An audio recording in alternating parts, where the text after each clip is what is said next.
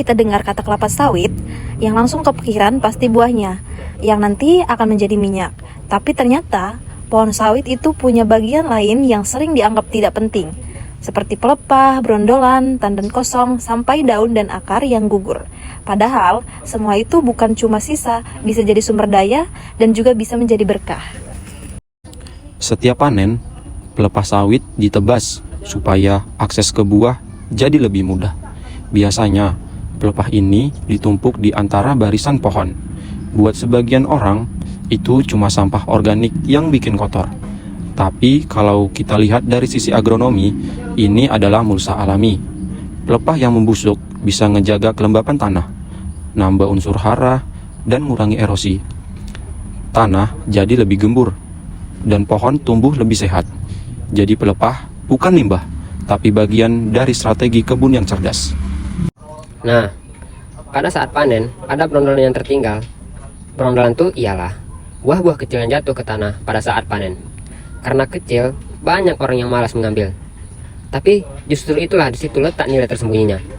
Brondolan punya banyak kadar minyak yang lebih tinggi dari buah di tandan atau TBS. Jikalau dikumpulkan, bisa menambah rendemen dan jadi penghasilan tambahan. Sayang sekali, banyak yang masih cuek dengan hal ini. Padahal, jikalau dikumpulkan dengan rutin, brondolan bisa menyumbang 5 hingga 10% dari total produksi. Kadang masih ada tandan kosong yang tertinggal di kebun. Biasanya dibiarkan aja karena dianggap nggak berguna. Tapi ternyata tandan kosong ini bisa jadi kompos alami. Strukturnya yang berongga bikin dia bagus sebagai penyimpan air. Kalau ditaruh di sekitar pangkal pohon, dia bisa mengurangi gulma dan jadi pelindung akar. Bahkan di beberapa tempat dipakai juga buat tanam jamur. Serbaguna kan? Terakhir, ada bagian yang jarang kita lihat, daun kering dan akar yang gugur. Secara alami, mereka jatuh ke tanah, membusuk, dan menjadi humus. Humus ini sangat penting untuk memperbaiki struktur tanah dan menjadi tempat hidup mikroorganisme.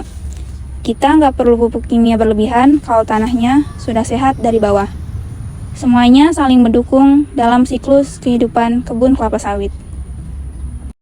Jadi, mulai dari pelepah, brondolan, tandan kosong, sampai daun dan akar, semua bagian pohon sawit punya peran dan punya manfaat.